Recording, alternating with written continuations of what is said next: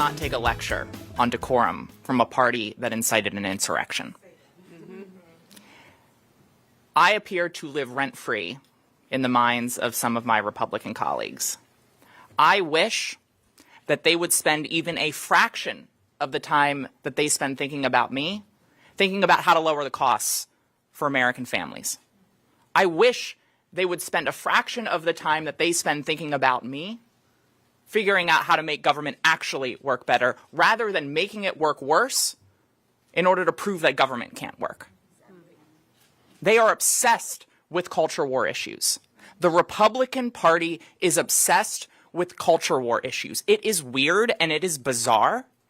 And the American people deserve serious legislators, serious elected officials who are focused on bringing people together to deliver real results for the American people, not to play games and not to engage in schoolyard taunts. That was the awesome Sarah McBride, the Congresswoman from Delaware 1. And there is, in fact, only one congressional district in Delaware. It's one of the few states that has more senators than it does congresspeople. But we're going to be getting back to Sarah McBride. You have opened up the Political Junkie podcast, and I'm Claire Potter, your co-host. And I'm Neil Young. This is the Saying No to Bathroom Politics edition, but we're going to start with the news as we usually do. Neil, Tuesday saw documents released in the defamation suit that Smartmatic voting machines has brought against Fox News. Text messages show that in the aftermath of the 2020 election, prominent hosts like Jesse Waters, Greg Gutfeld, and Jeanine Pirro, who is now a United States Attorney for the District of Columbia, sought to promote the network's interests by supporting Donald Trump's false election fraud narrative, despite their knowledge that it was untrue.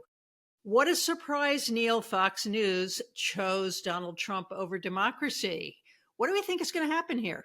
Yeah, shocking, especially when part of that choice was based on their own awareness that their ratings were going down when they sort of were being more like a news organization, and that the way to turn that around was to go full in on election conspiracies. Well, we have the prior legal case against Fox by another voting machine company whose name I'm blanking, Dominion, which was settled for close to $800 million on the day that it was going to trial. And that feels like it's probably an indication of where this will go as well. I mean, Fox is like firing back with all sorts of accusations about this current company, accusing it of being involved in bribery, in bribes to the country of Philippines to use their voting machines and things like that. But the record against Fox and what they were doing seems pretty damning on their part. I mean, the text messages that these folks were sending,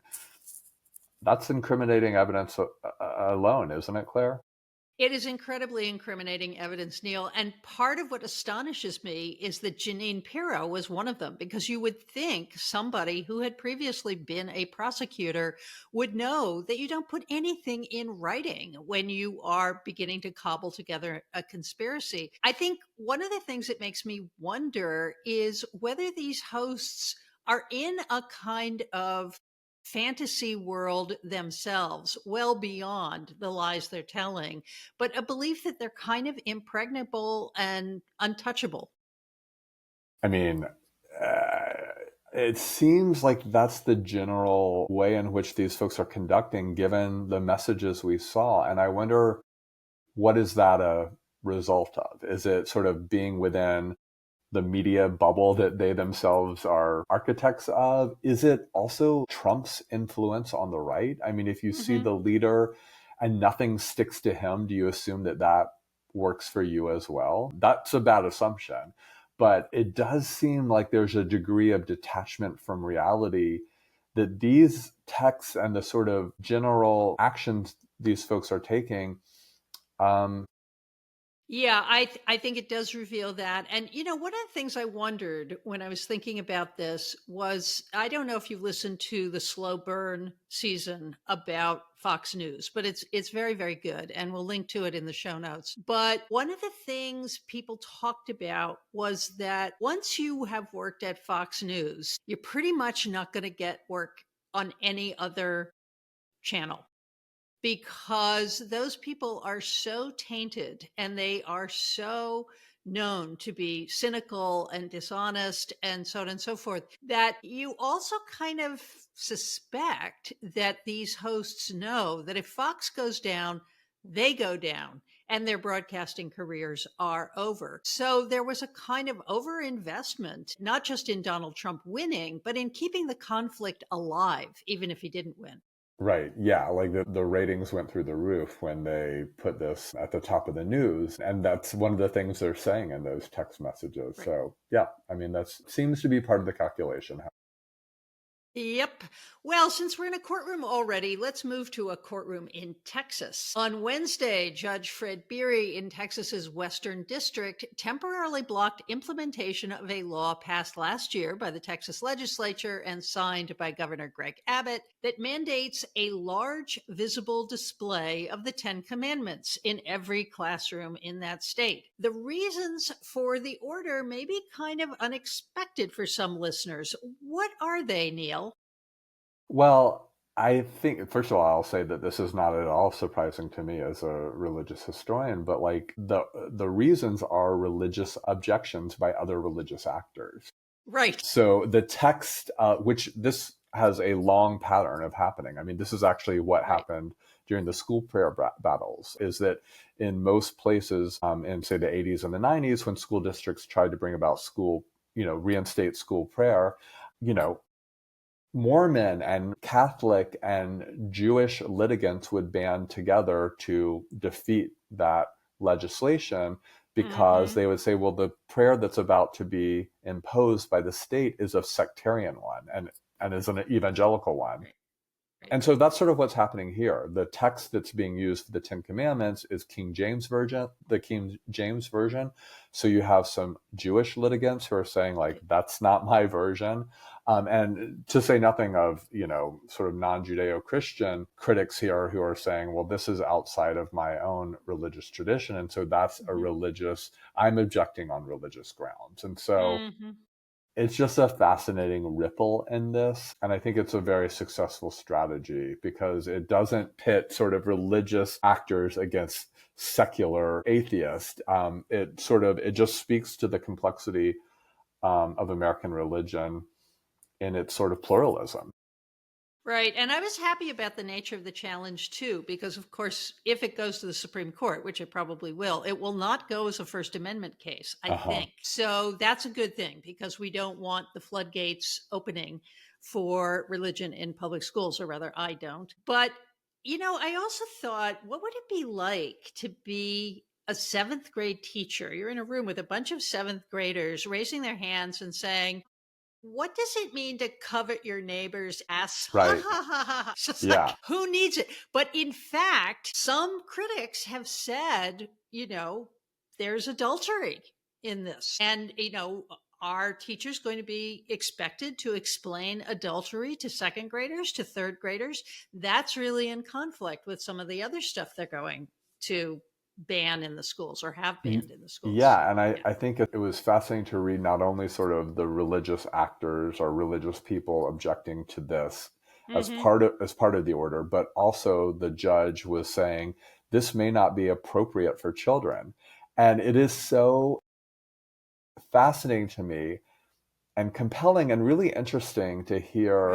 And I believe this is a conservative judge himself. And this is, and there's a lot of support for this in Texas argument that the Ten Commandments, because it includes two different commandments about, sex, that this may not be appropriate for children. It's just it's a wild thing to hear when you're talking about, biblical scripture. Well, I love it. And it reminded me, I'm older than you are, Neil. I know, audience, you probably don't believe this, but I am significantly older than Neil. And when I was growing up in Sunday school, we had something called a children's Bible. And those were like all the stories about, being good and generous and kind to others and so on and so forth. But they weren't a lot of stories about, sodomites and turning around and turning into a pillar of salt. And, we were not introduced to those things. Heavily redacted later. Old Testament. Heavily redacted, yes, with, a Jesus who I don't think you even get to the point where Jesus is being crucified, because Uh-huh. that was considered to be a little too adult for all of Yeah, us. yeah. So anyway, we'll see how this plays out, Neil. So this week, Donald Trump has also intensified his attacks on the Smithsonian Institution, getting back to history, something you and I care a great deal about. And the director of that museum system, Lonnie Bunch. Listeners, one of the things you should know is the Smithsonian is a network of museums. It's not just the one mothership in Washington. So there are a lot of museums that are under scrutiny. This week, Trump ordered an investigation of all of these museums and posted this to Truth Social. The Smithsonian is, all caps, out of control, where everything discussed is how horrible our country is, how bad slavery was, and how unaccomplished the downtrodden have been. Nothing about success, nothing about brightness, nothing about the future. Neil, is this a continuation of Trump's attacks on educational institutions, or is this something new that we're facing? Well, I think this has huge overlap with the attacks on universities, in the sense that a lot of this is about undermining expertise, about sort of going after independent institutions, right? There's a connection there. Mm-hmm. But I also think that like this has something with the museums. There's something here that like there's something animating for Trump here about sort of national memory and sort of collective consciousness that he wants to harness and remake in a vision that's like quite nationalist and about a Right. sort of, and I think there's also undertones of Christian nationalism to a lot of these efforts as well. So I think that's its own sort of distinct thing that maybe we don't see as much with the attacks on universities, but that like this also ties into particular attacks on like the discipline of history, that history should be patriotic, it should be a celebration, it should be a positive story, and no one should feel bad about it. And of course, when they say no one, they mean, mostly white men. Right. Well, and of course, the thing that kind of got picked up on social media was talking about how bad slavery was. Yeah. And the rest of the stuff fell out. But I must say, it is something worth pausing on just for a second, because what's the alternative? Either to talk about how good slavery was, Right. and actually, we have a tradition in this country where people do that. Or the flip side would be to say, that was like a blip in our country's history. We're not going to talk about it at all. What do you think the choice is going to be for the Trump administration? I think probably more the latter, just to Mm-hmm. remove these references, to pretend like it Mm-hmm. was like a small moment of history, that it doesn't require the sort of level of documentation or Mm-hmm. visibility at a place like Smithsonian. We should say, that Lonnie Bunch had one of the things he had really spent the last couple of years on was making the Smithsonian much more, bringing sort of the history of enslavement, giving it a lot more sort of space and visibility, and also like Right.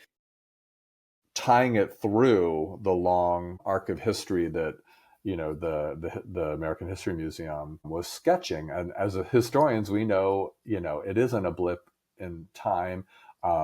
That the folks who say like, oh well, only 1% of Southerners owned enslaved persons, is not at all getting at what the historical import of it is and what it meant Right. for the building of a nation. So I think it's going to be that, but it seems too much to imagine that there's going to be a pro slavery message put into place. But who knows at this point? What do you think, Claire? I think an overtly pro slavery message, probably not. But by suppressing conversation and suppressing the history of enslavement in the United States, you do two things. One is it becomes mysterious why the Civil War happened at Uh-huh. all, Uh-huh. unless you take a lost cause / neo-Confederate perspective and say, well, it was just a disagreement about states' rights. Right. Which, of course, there is that long tradition. It's been in Southern textbooks for, 150 years that was the cause of the Civil War, or the War of Northern Aggression. So I think there is an aspect of this, and listeners, y'all should be watching out for this as it plays out, that if in fact we stop talking about slavery and what slavery really was in the United States, we create a different kind of country, as you were saying, Neil. I mean, slavery was wound into the fiber of our founding. It was wound into the fiber of our development as an industrialized nation. So I think you get a neo-Confederate narrative either way. The question is it going to be explicit or not? Mm. Yeah. So speaking of nasty people, James Dobson, who was 89, died. He was the founder of Focus on the Family, one of the first really big right-wing evangelical white political organizations, a great ally of Ronald Reagan's. I did not know that he wasn't a minister. He was, in fact, a psychologist and a professor of pediatrics. But Neil, why should our listeners be thinking about James Dobson now? Well, I think he's especially relevant now as we're in this backlash moment around gender and sexuality, because in so many ways, James Dobson was not the sole actor here for sure, but I think he took a sort of nascent movement of the 1970s that was against the early gay rights movement, against the Equal Rights Amendment movement. He took that and really built upon it in the 80s and the 90s with a pro-family politics that was overwhelmingly anti-homosexual and sort of its focus and even obsession. But I think especially he did so in a way that was about kind of creating, I mean, Focus on the Family started off as an organization that was meant to sort of help evangelical families, be better parents and strengthen their marriage and, raise healthy children. Mm-hmm. Sort of took those ideas and thoughts with a heavy sort of theological bent, but also with an increasingly political one, and drove it through the heart of the Republican Party and reshaped American politics around these issues. And so I think the language, the discourse, the sort of logic of our current anti-LGBTQ politics, Dobson is one of the chief architects of that development, and a hugely important figure, even if he's maybe a name that a lot of our listeners may not be as familiar with. Yeah. And, one of the things that interested me that I had not known about him is that he sort of positioned himself as the anti-Benjamin Spock, and that he saw a lot of what the right came to believe were the problems in this country as resulting from lax parenting and the kind of child first and child interested parenting that Benjamin Spock promoted in the 1950s and 60s. And I mean, James Dobson advocated physically punishing your children. He believed in that. And so part of the focus on that family was a kind of patriarchal order that could be enforced by violence if necessary, right? Yeah, so he has this very famous book. This is the book that made him famous. It's called Dare to Discipline.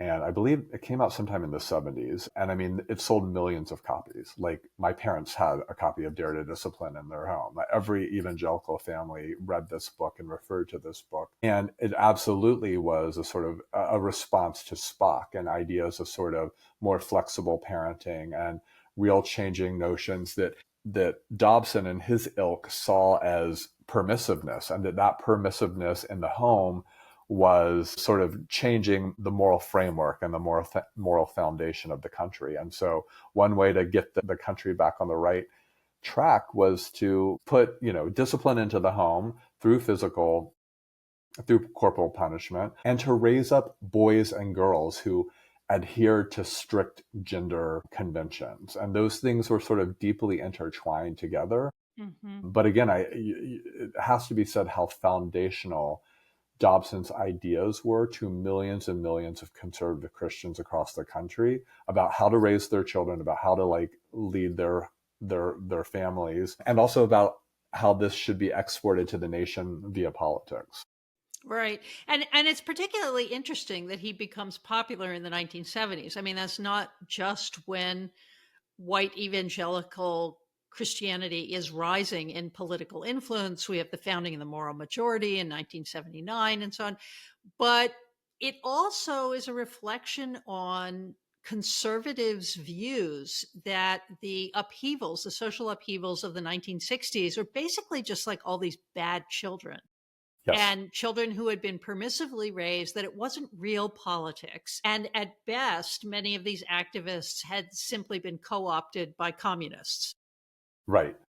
Yes. And sort of the lawlessness, the permissiveness, like these were ideas that were circulating big time in the 60s and the 70s. And I think that Dobson had a way of cohering those into a psychological assessment that then had political consequence. Okay, well, listeners, we are going to have a link to the Dobson obituary in our show notes. And we are going to proceed to our focus for today, the wonderful Sarah McBride. I will repeat, Congresswoman from Delaware, Delaware 01, only one district for the girl, and she's got it. Sarah McBride is young. She's only 35. She's progressive, and she has an extensive political biography. While still in college, she worked on numerous campaigns, including Governor Jack Markell's 2008 run and significantly Beau Biden's 2010 campaign for Delaware Attorney General. So she got in with the Bidens early. And I believe her family also has a lot of political connections. I think through the Bidens, she got to be an intern in the Obama White House in 2012. She was the first openly transgender person to do that. And she has worked extensively on LGBTQ issues. But one of the things that's really interesting about Sarah is that she maintains a high focus on that stuff while also doing the full work of a congresswoman to, promote all the industries of her state. Neil, why should Sarah McBride be particularly interesting to us, not just as the first transgender congresswoman, but as part of a younger generation of Democrats? Well, I think in a lot of ways she's intriguing to me for that part of your question about, how is she the face, or how do we understand the modern face of young Democrats?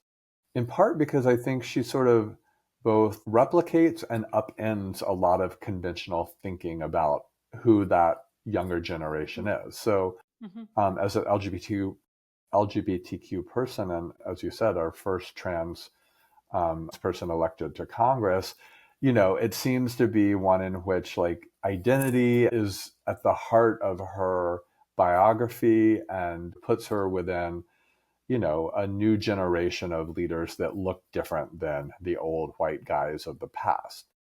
But the politics here, I think, complicates that because she's a much more moderate politician than I think a lot of her contemporaries with whom she's regarded as, again, that new face of the party. And so I think that that's one of the things that really intrigues me about McBride is like sort of making sense of her actual politics, the things she's interested in legislating around, and how that might serve as some interesting contrast from, say, AOC. Right. And so I think that's part of it. What else do you think is interesting here? Well, another person I would contrast her with, and obviously the context is very different, is Zoe Zephyr in Montana. Zoe was actually the first trans woman to be elected to office at all, and she was elected to the Montana state legislature from the 4th district. I can't even imagine how many districts they have in Montana. And Zoe Zephyr is really much more radical than McBride. She was elected in 2022 from Missoula, which is solidly Democratic, with 79% of the vote, which is sort of astonishing, and reelected in 2024 by a 60-point margin. But what's really interesting, too, is that Zoe Zephyr almost immediately gets tossed out of the legislature. She is accused by the Republican majority of being uncollegial and doing things that are inimical to the good order of the House. And so they toss her out sometime in late 2022. And she only returned to the legislature in January 2024 when she was reelected to the post, because of course it was a new session and you can't toss someone out forever. But Zephyr is much more radical. And so I think McBride both has had a contrast there to someone else who's really sort of duking it out more and taking the consequences, but also I think simply has a different background. I think it's probably worth mentioning that both of these women are white. Hmm. It is worth mentioning that McBride's family is pretty well to do. McBride is college educated, became the student body president at American University, obviously, just an extremely ambitious person Hmm. who knew where she was going. So she's not an activist. She's an institutionalist. And that leads her in certain kinds of directions, which are more about making connections, reaching across the aisle. She talks a lot about how even if you don't like people, you have to work with them. So, in what ways do you think that puts her at odds with a more radical trans movement? Well, I think that you're right. I don't think she characterizes herself as an activist, even though part of her career has been serving as spokesperson for the Human Rights Campaign. But in her public statements, I mean, I really think in a lot of her public role, she talks constantly about the work of governing. Mm-hmm. And this really seems like a core commitment of hers about making things work on behalf of constituents. To do that requires a lot of, as you said, working across the aisle. It requires Mm-hmm. political compromise. I mean, she doesn't seem like someone who has a sort of orthodoxy that they are committed to, and that orthodoxy is the driver of, an activist politics, as much as she really seems to understand herself as someone who's been elected by constituents for whom she must deliver results. And I think that that is not an activist sentiment. And I think that also requires a level of sort of compromise and flexibility that often isn't the case from sort of activist wings of the party or just sort of activist movements in general. Yeah, and also it's probably worth listeners thinking about.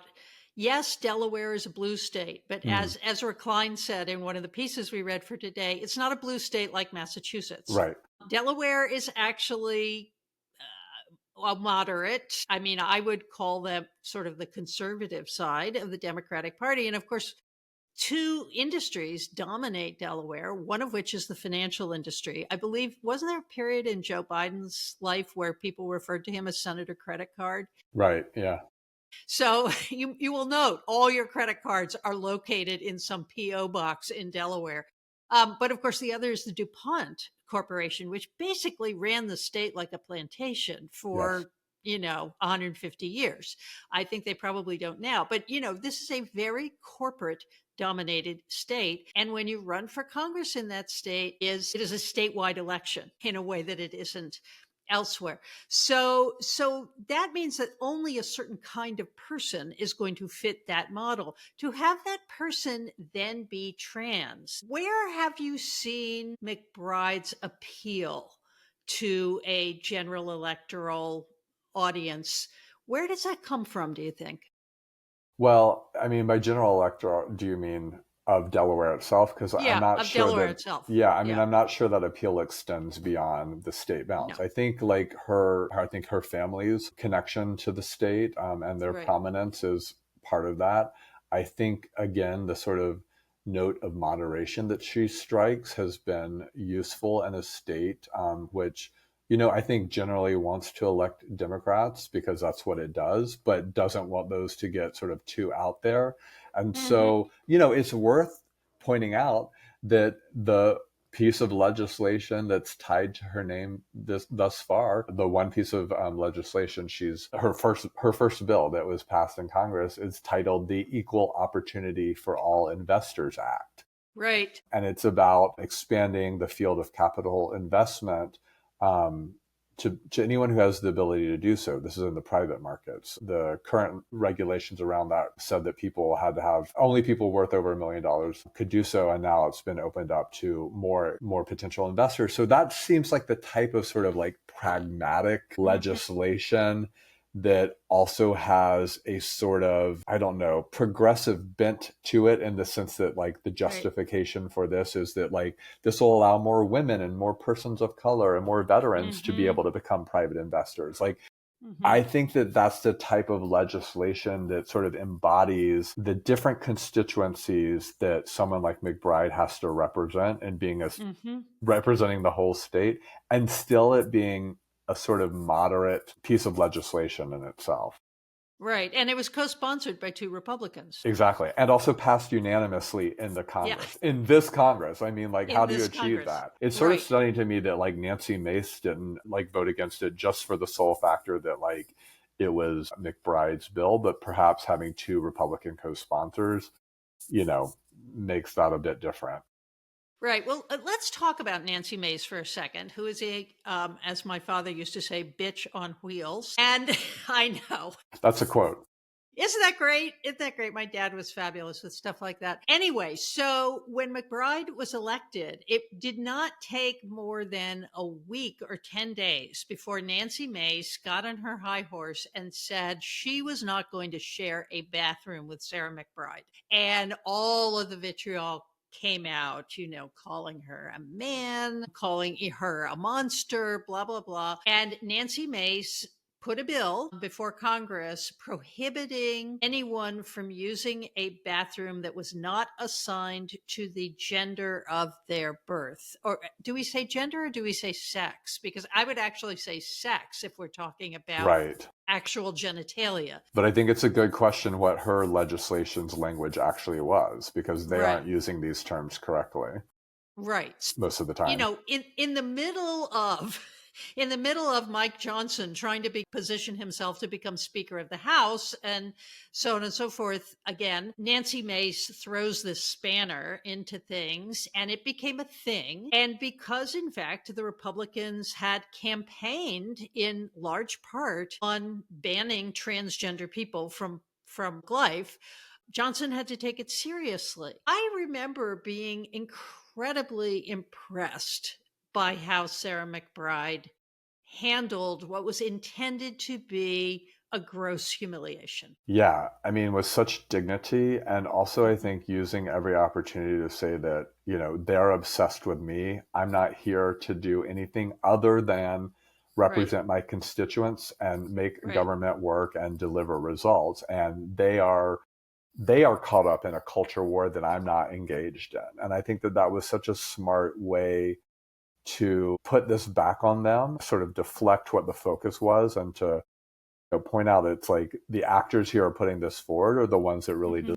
deserve the scrutiny, not me, who's just trying to go about my business and get Right. work done.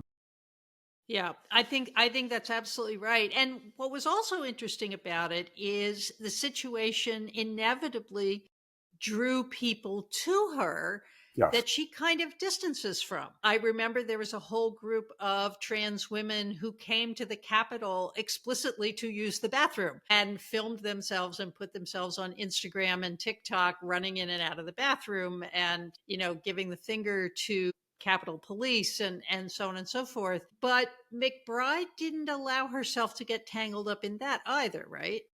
Yeah, and I think, it must be a sort of challenge to sort of figure out like where to stand amid all Yeah. this, for someone Yeah. like her that I don't think, like, from what we can tell, doesn't want this stuff, right? Really wants to sort of go to work, do the job. Probably thinks that the her being transgender is one of the least interesting things about herself. Like, she just sort Right. of gives that vibe, and also isn't going to isn't going to allow the broader attack on the LGBTQ movement to advance.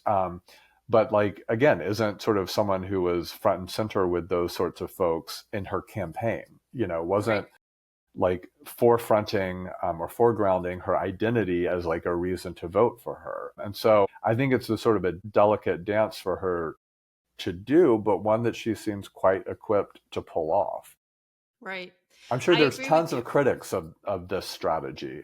which maybe is worth talking about as well, because I think a lot of folks don't like this sort of moderation and don't like this sort of denial or sort of downplaying of identity. Maybe it's worth us thinking about like where her critics on the left are in this, even as we, give, I think, needed attention to the Nancy Maces of this world who have, politicized her being in Congress in the first place. Yeah. And of course, to go a little academic on the audience just for a second, a body like Sarah McBride's is already politicized, Right. whether it wants to be or not. And that has intensified over the course of the last several years. I mean, I think the first salvo in this fight was almost immediately after Joe Biden was elected. Everybody turns to the race for governor of Virginia immediately because that is a bellwether for the next election, supposedly. And there was this kerfuffle in a school board meeting in which a father insisted that a trans girl had raped his daughter in a bathroom at school. All of this turned out to be false. The kid was not trans. The kid was an extremely troubled person. The girl had actually been going out with him and agreed to meet him in the bathroom. I mean, it was all a mess. Of course, it's something that never should have happened to that young girl, but it was not a prime example of why trans women should never be let into bathrooms that are assigned to women. So this kind of elevated moral panic about transgender people actually makes it impossible for someone like Sarah McBride to be in public life without constantly being a politicized person. But that being said, she does maintain strong ties. She has done a lot of work with LGBTQ organizations. She was up in Provincetown last week at a fundraiser, hanging with the queers. So she's very attached to the community, but she represents a part of this community that goes under-recognized, I think, except perhaps by people like you, Neil, which is people who are cautious.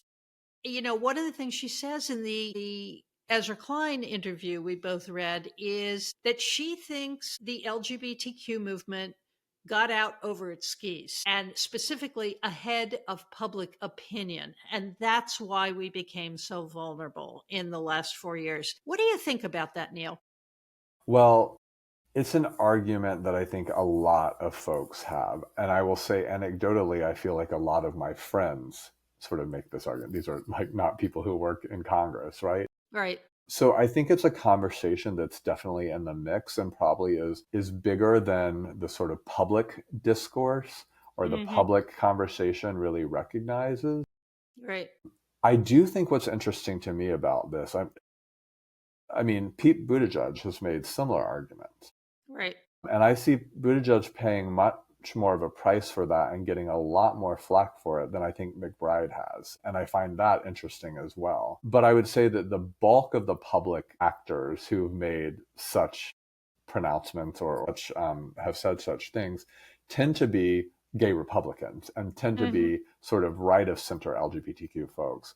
Right. Who, when they make it, are immediately dismissed because I think, and I would agree with this, a lot of people think, well, and when it's voiced by them, it's only giving grounds for the right's further attacks on the LGBTQ rights movement, right? Like that this is something that encourages the conservative assault on LGBTQ rights when it comes from, gay Republicans and stuff. But I think I say all that to say that there are a lot of different folks who are sort of differently positioned who I think are making this argument. Now, whether or not it's right is a different matter, but I just sort of wanted to speak to like the sort of different parts of the choir that seem to be making this case right now. Well, and I think Sarah McBride would say to what you're saying that by acknowledging this, we're not putting our stamp of approval on it. We're simply saying it is. It is what it is. And I think one very interesting point she made in that interview was that a lot of people, once gay marriage had been passed, were kind of ashamed of how they had behaved. about gay people and about the right to marry. And that once that happened, and particularly the groundswell of support from younger Americans on the right and on the left, made a lot of people think, I was really behind the curve on this thing, and that they signed on to supporting trans people without really knowing what they were talking about. I don't really know what to think about that, because it doesn't seem hard to me, on the one hand, to say, I'm not going to discriminate against anybody for any reason. That just doesn't seem hard to me. But gender seems to strike a particular nerve in Americans, and not just conservatives. We have a big feminist backlash, particularly against trans women. Trans men have a tendency to just fall out of the conversation. Nobody cares about trans men. Yeah. Do you know why? Well, I think a lot about this is about women and the politics of womanhood and femininity. And I think it's been a sort of interesting thing. I was going to come back to an earlier point you made about the sort of the politics of same-sex marriage and the sort of expectation that if Americans came on board with that it then meant sort of an awakening on their part to like equality arguments and just sort of a general empathy towards others. And I understand sort of why that makes sense to many people logically. But I do think, one of the things I really stressed in my book about the history of gay Republicans and the work they did on same-sex marriage was it was a conservative argument that was being made. And I think to bring more people into an institution that is one that is, and to make conservative arguments about why that should be done, right? That this is about sort of domesticating people and and bringing people into this sort of institution. I think the sort of conservative politics of the legalization of same-sex marriage are really important here for thinking about sort of the larger politics you're talking about in terms of like LGBTQ rights writ large. In other words, just because people got on board with their friendly neighbors finally being able to get legally married didn't mean they also thought X, Y, and Z was now something they supported as well. It's interesting you're saying that. And I was thinking as you were talking, of course, about Andrew Sullivan, who made that argument way back in 1991? 89. 89. Which is wild. That marriage would stabilize gay and lesbian people. But he's really talking about gay men and, and promiscuity and AIDS and so on. Right, exactly. The backdrop of that was the HIV/AIDS crisis, right? Right. And he was saying, well, excluding gay men from marriage actually is destabilizing for them. And including them in this institution will allow them to develop better selves, not be traumatized, not be looking for satisfaction outside of the family, and so on and so forth. Well, if marriage is stabilizing for conservatives, gender is destabilizing. That's right. For them. And that's where Sarah McBride is so interesting to me, because she just projects competence, sanity, stability, skill, kindness. And obviously, we can't all be paragons of anything, and we deserve our rights, whether we're paragons or not. But on a certain level, she's possibly the best person. She's like the Jackie Robinson of trans women in Congress, the best possible person that you could have chosen for this role. And she stands up for herself. She doesn't just suck it up. She really stands up for herself, as the clip we began with shows. Well, this reminds me of a piece that you and I wrote together a couple of months ago for the New Republic about the history of normal gays. And it seems like what you're saying is we could fit Sarah McBride into that sort of normal LGBTQ constituency. And we wrote about that not as an endorsement, but as a sort of thinking about it as a historical phenomenon, and also imagining, sketching the limits of that and what it means for Yes, and I just sort of want to revisit the stabilizing versus destabilizing point you made, just to add one thing to it about Andrew Sullivan was, again, marriage should be given to gay men because it's a stabilizing force. And also, if we don't do this amidst the HIV/AIDS crisis, then we're not addressing a public health issue. And I think to sort of render same-sex marriage as a public health good Right. is really interesting when we think about the way in which trans persons are rendered now as a public menace. And I think that that's a sort of interesting sort of bookend, if you will, or Right. at least two different points within sort of conservative logic around these different issues. Yeah, and I think that's a good place to leave it, Neil, because I think there's so much to be said about this. We need to come back to it again at some point.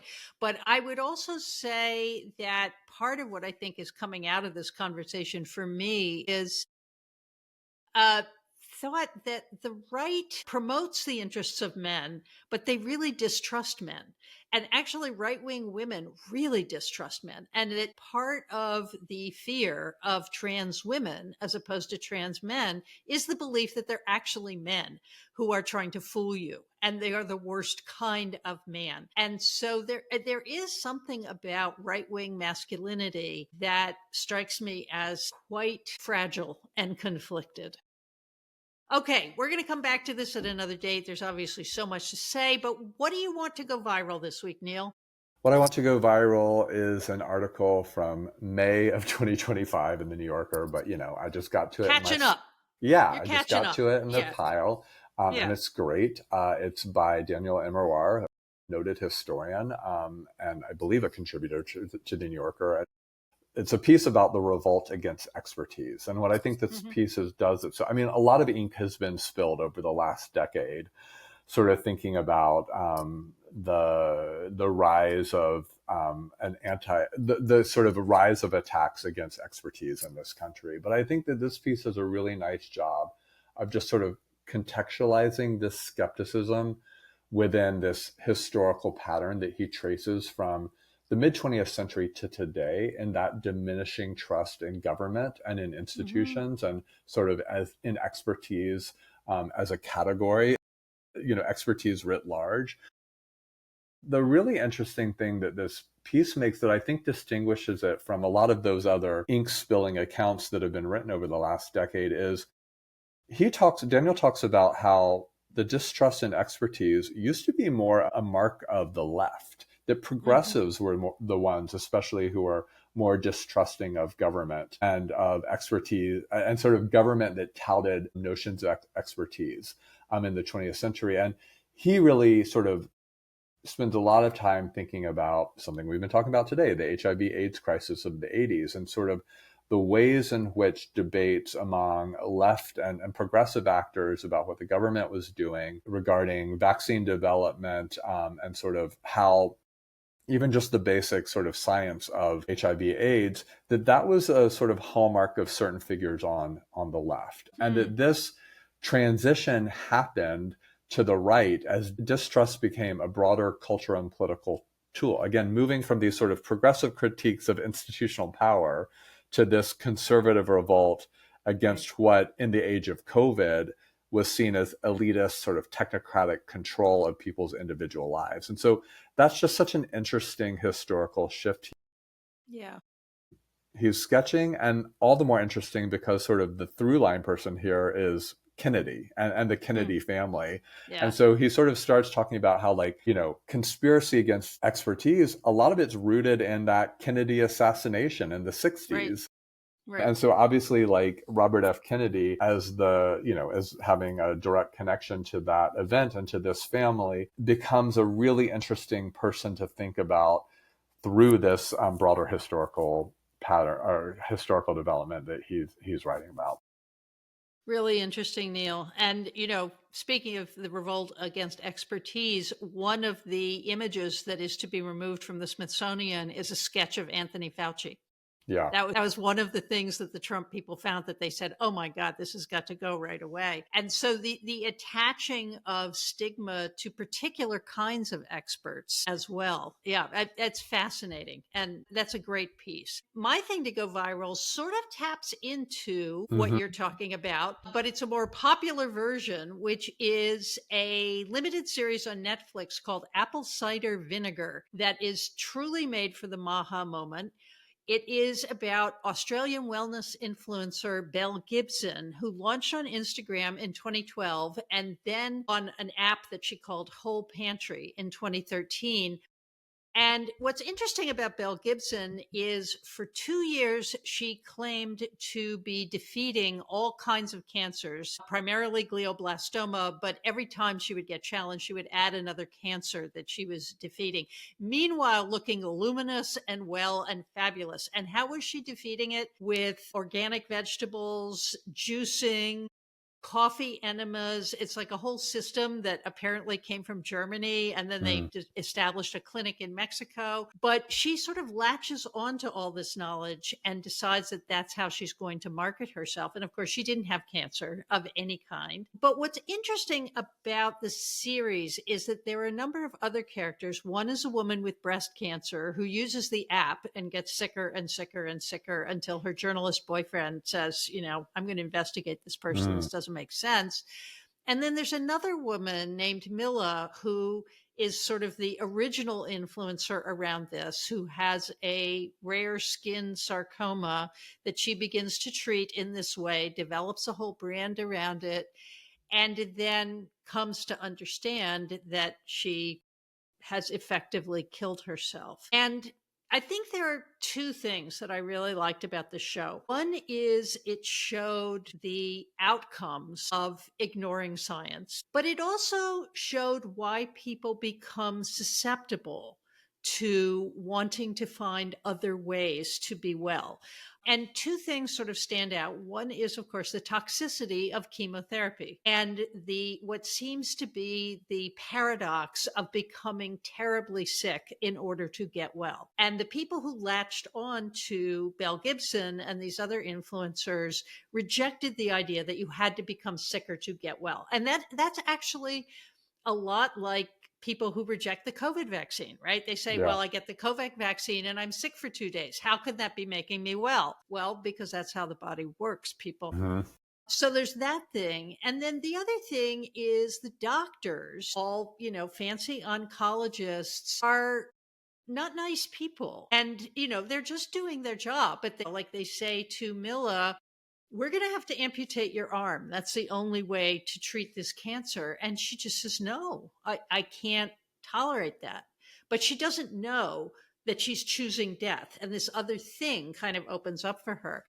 For Belle, she simply becomes involved with the money and the influence, but she also kind of believes that she has cancer. And she knows once in a while that she's getting caught and that she has to do something dramatic in order to promote, the belief that she has cancer. But there's a big part of her that actually believes that she is ill and making herself well. And I think it's compelling now because it's too easy to write off some of these Maha people as fruitcakes, or as people who are so unbelievably privileged, who have like the Vegemite blender and can afford to have somebody growing their organic vegetables for them, that there are a vast number of people who don't feel well treated by modern medicine.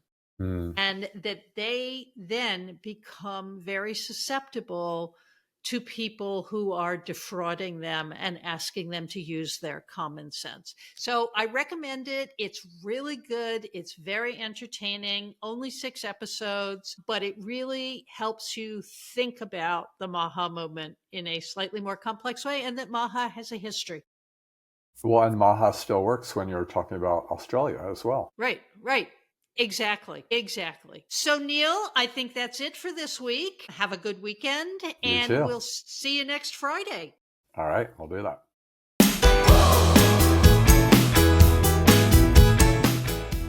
And that's it for today's show. Thanks for listening.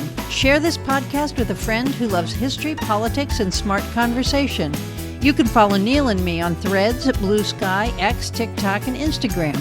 Go to the Political Junkie Substack at clairepotter.substack.com for show notes, more episodes, to leave a comment or question, to subscribe for free, or to support our work for as little as $5 a month.